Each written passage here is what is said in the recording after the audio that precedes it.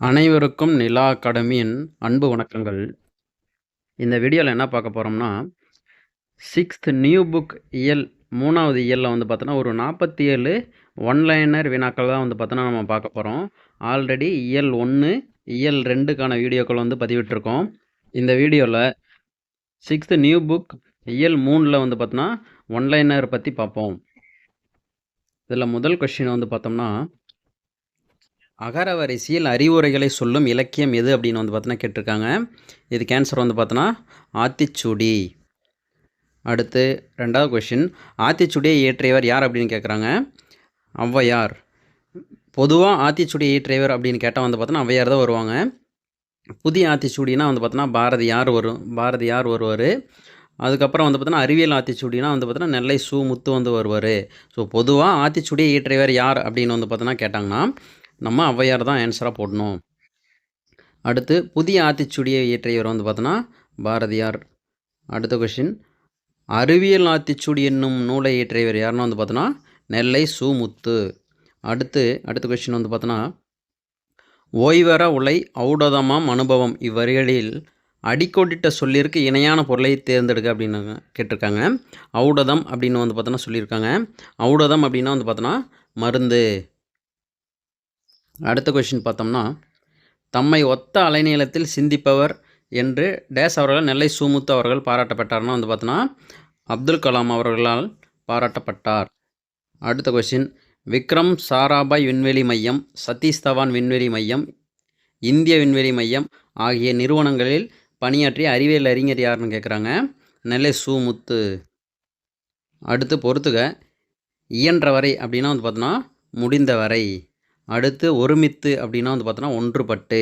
அடுத்து ஔடதம்னா மருந்து. அடுத்து உடல் நோய்க்கு டேஸ் தேவை அப்படின்னு சொல்லியிருக்காங்க. மருந்து. இது வந்து புக் பேக்கில் கொடுத்துருக்காங்க. அடுத்து கண்டறி என்னும் சொல்லை வந்து பார்த்தோன்னா பிரித்து எழுதுக. கண்டறியை பிரித்து எழுதுனா கண்டு ப்ளஸ் அரி. அடுத்து ஓய்வற என்னும் சொல்லை பிரித்து எழுதுன்னு கேட்டிருக்காங்க. ஓய்வு கூட்டல் அற தான் ஆன்சராக வரும். அடுத்து ஏன் ப்ளஸ் என்று என்பதனை சேர்த்து எழுத கிடைப்பது வந்து பார்த்தோன்னா ஏனென்று அப்படின்னு வந்து வரும். அடுத்த கொஷின் பார்த்தோம்னா, ஔடதம் ப்ளஸ் ஆம் என்னும் சொல்லை சேர்த்தெழுது அப்படின்னு வந்து பார்த்தோன்னா சொல்லியிருக்காங்க. இதுக்கு ஔடதமாம் அப்படின்னு வரும். ஔடதம்னா மருந்து அப்படின்னு வந்து பார்த்தோன்னா ஒரு பொருள் இருக்குது. அடுத்து எதிர்ச்சொல் கேட்குறாங்க. அணுகு அப்படின்னா வந்து பார்த்தோன்னா அணுகுதலுக்கு ஆப்போசிட்டு விலகுதல். அடுத்து ஐயமுக்கு ஆப்போசிட் வந்து பார்த்தோன்னா எதிர்ச்சொல் தெளிவுன்னு வரும். அடுத்து ஊக்கமுக்கு எதிர்ச்சொல் வந்து பார்த்தோன்னா சோர்வுன்னு வரும். உண்மைக்கு எதிர்ச்சொல் பொய்மை அப்படின்னு வந்து பார்த்தோன்னா வரும். அடுத்த கொஸ்டின் வந்து பார்த்தோன்னா, வானை அளப்பம் கடல் மீனை அளப்போம் சந்திர மண்டலத்தில் கண்டு தெளிவோம் சந்தி தெருப்பெருக்கும் சாத்திரம் கற்போம் என்னும் பாடலை வந்து பார்த்தோன்னா இயற்றியவர் யாருன்னு கேட்குறாங்க. இதுக்கு பாரதியார் தான் ஆன்சர். அடுத்து மனிதன் எப்போதும் உண்மையையே உரைக்கின்றான் அப்படின்னு வரும். ஆழ்கடல் என்னும் சொல்லை பிரித்து எழுதுக அப்படின்னு வந்து பார்த்தோன்னா ஆள் ப்ளஸ் கடல் அப்படின்னு வரும். அடுத்து விண்வெளி என்னும் சொல்லை பிரித்து எழுதுக அப்படின்னு கேட்குறாங்க. விண் ப்ளஸ் வெளி அப்படின்னு வந்து பார்த்தோன்னா வரும். அடுத்து நீலம் ப்ளஸ் வான் என்பதை சேர்த்து எழுதுக அப்படின்னு கேட்குறாங்க. நீலவான் அப்படின்னு வரும். அடுத்து இல்லாது ப்ளஸ் இயங்கும் என்பதை சேர்த்து எழுதுன்னு கேட்குறாங்க. இதுக்கு இல்லாது இயங்கும் அப்படின்னு வந்து வரும். அடுத்து காரல் கபெக் என்பவர் டேஸ் நாட்டை சேர்ந்த ஆசிரியர்னு கேட்குறாங்க. செக் நாட்டை சேர்ந்த ஒரு நாடக ஆசிரியர் இவர்.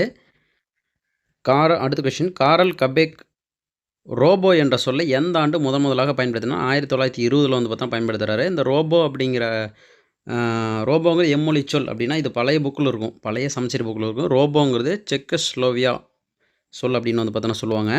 இதற்கு என்ன பொருள் வந்து பார்த்தோன்னா அடிமை அப்படிங்கிறது வந்து பார்த்தோன்னா பொருள். ரோபோ என்ற சொல்லுக்கு பொருள் தருக அப்படின்னு கேட்குறாங்க. இதுக்கு அடிமை. அடுத்து சென்சார்ஸ் என்னும் சொல்லுக்கு இணையான தமிழ் சொல் தருக அப்படின்னு கேட்குறாங்க. சென்சார்ஸ்னால் நுண்ணுணர்வு கருவிகள். அடுத்த கொஸ்டின், உலகிலேயே முதலாக எந்த நாட்டில் ரோபோவுக்கு குடியுரிமை வழங்கியுள்ளதுன்னா வந்து பார்த்தோன்னா சவுதி அரேபியாவில் வந்து பார்த்தோன்னா வழங்கியிருக்காங்க. அடுத்து ஐக்கிய நாடுகள் சபை புதுமைகளின் வெற்றியாளர் என்னும் பட்டத்தை சோபியாவுக்கு வழங்கியது கூற்று 1 கொடுத்துருக்காங்க. அடுத்து கூற்று 2, உயிரில்லாத பொருள்களுக்கு ஐநா சபை பட்டம் வழங்குவது இதுதான் முதல் முறை அப்படின்னு கேட்குறாங்க. இது ரெண்டுமே வந்து பார்த்தோன்னா கரெக்டு தான். கூற்று 1 மற்றும் 2 சரி. அடுத்த கொஸ்டின், நுட்பமாக சிந்தித்து அறிவது எது அப்படின்னு கேட்குறாங்க. நுண்ணறிவு. அடுத்து, தானே இயங்கும் எந்திரம் வந்து பார்த்தோன்னா தானியங்கி அப்படின்னு சொல்கிறாங்க. நீக்குதல் என்னும் சொல்லின் எதிர்ச்சொல் தருக அப்படின்னு கேட்குறாங்க. நீக்குதல் என்னும் சொல்லின் எதிர்ச்சொல் வந்து பார்த்தோன்னா சேர்த்தல் அப்படின்னு வந்து வரும். எழுது என்னும் சொல்லின் எதிர்ச்சொல் வந்து பார்த்தோன்னா அரிது. அடுத்த கொஸ்டின் பார்த்தோம்னா, நின்றிருந்த என்னும் சொல்லை பிரித்து எழுதுக அப்படின்னு கேட்குறாங்க. நின்று ப்ளஸ் இருந்த. அடுத்து, மருத்துவம் ப்ளஸ் துறை என்பதனை சேர்த்து எழுதுக. மருத்துவத்துறை அப்படின்னு வந்து வரும். அடுத்து, அவ்வுருவம் என்னும் சொல்லை பிரித்து எழுதுன்னு கேட்குறாங்க. ஆ ப்ளஸ் உருவம். அடுத்து, செயல் ப்ளஸ் இலக்க என்பதனை சேர்த்து எழுதுக அப்படின்னு கேட்குறாங்க. செயல் இலக்க அப்படின்னு வரும். அடுத்து, கூற்று 1, 2 அப்படின்னு வந்து பார்த்தோன்னா கொடுத்துருக்கோம். கூற்று 1 வந்து பார்த்தோன்னா மேதகு அப்துல் கலாமோட வாழ்க்கை முறை பற்றி சொல்லியிருக்காங்க. கூற்று 1 வந்து லிலியன் வாட்சன் எழுதிய விளக்குகள் பல தந்த ஒளி lights from the many lamps என்னும் நூல் எனக்கு மிகவும் பிடிக்கும் அப்படின்னு வந்து பார்த்தோன்னா சொல்லியிருப்பார். அது கரெக்டு தான். கூற்று 2, அதை படித்தபோது அறிவு, தன்னம்பிக்கை, மகிழ்ச்சி ஆகிய 3ஐயும் பெற்றேன். ரெண்டுமே கரெக்டு தான். இப்போ கூற்று 1 மற்றும் 2 சரி. அடுத்து, சொற்களை ஒழுங்குபடுத்தி சொற்றொடர் ஆக்குதல் வந்து கொடுத்துருக்காங்க. இதுக்கு ஆன்சர் வந்து பார்த்தோன்னா ஆப்ஷன் டி ஆப்ஷன், உள்ளிழுக்க ஆஹா அரண். அடுத்த கொஸ்டின், மோனைச் சொல்லை கண்டறிக அப்படின்னு கேட்குறாங்க. இதில் மோனைச் சொல் வந்து பார்த்தோன்னா முதல் எழுத்து ஒன்றி வருவது தான் மோனைன்னு சொல்லுவோம். அப்போ இதில் வந்து பார்த்தோன்னா ஆல அப்படிங்கிறதுல ஆவும், ஆய்வுகளும் ஆவும் வருது. இது முதல் எழுத்து வந்து பார்த்தோன்னா இரண்டுலேயும் ஒன்றி வரதால் வந்து பார்த்தோன்னா ஆப்ஷன் பி தான் கரெக்டு. அடுத்து, அகரை வரிசைப்படுத்துக இதில் கேட்டிருக்காங்க. இதுக்கு ஆப்ஷன் பி தான் வரும். அடுத்து, மொழி என்பதற்கு டேஷ் என்று பொருள் வந்து பார்த்தோன்னா சொல் என்ற பொருளும் உண்டு. அடுத்து 40வது கொஸ்டின், சரியானதை கண்டறிக. க, ச, த, ந, ப, ம ஆகிய வரிசைகளில் உள்ள எல்லா உயிர்மெய் எழுத்துக்களும் சொல்லின் முதலில் வரும் சொல்லியிருக்காங்க. இது கரெக்டு தான். ஞ, ஞ, ய, வ ஆகிய உயிர்மெய் எழுத்து வரிசையில் சில எழுத்துக்கள் மட்டுமே சொல்லின் முதலில் வரும். இதுவும் கரெக்டு தான். அடுத்து, 3வது கூற்று வந்து பார்த்தோன்னா கரெக்டு தான். அடுத்து, யா வரிசையில் வந்து பார்த்தோன்னா யா, யா, யு, யு, யோ, யவ் ஆகிய 6 எழுத்துக்களும் சொல்லின் முதலில் வரும்னு சொல்லியிருக்காங்க. இதுவும் கரெக்டு தான்.